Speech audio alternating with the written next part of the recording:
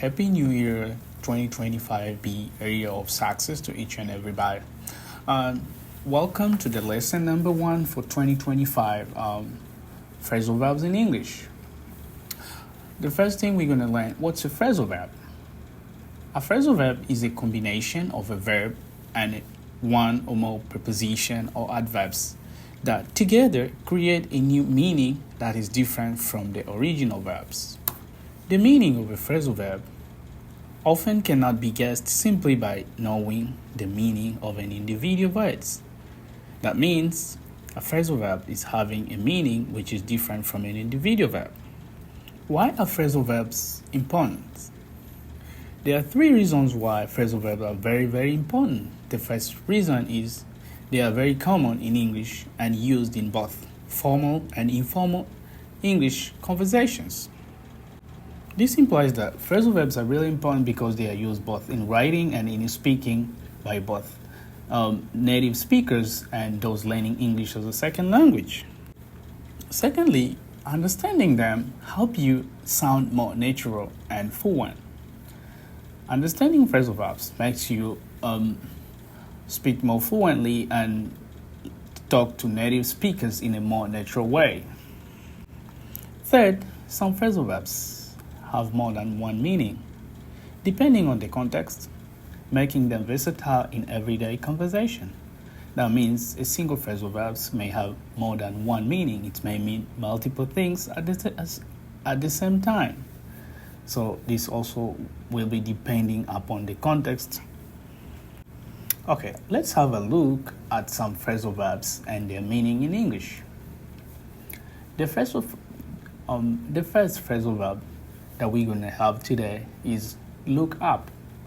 Look up simply means to search for information. For instance, you may say, I'm trying to look up a word in the dictionary, meaning that I'm trying to find a word in the dictionary.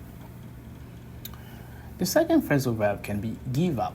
Give plus up means stop trying or to quit. Example, you may say, I will not give up on my learning English, which means I can't quit learning English. The third phrasal verb is turn off. Turn off means to stop something from working, like a device, like a TV. You can turn off a TV or something else. For instance, you may say, please turn off the light when you leave.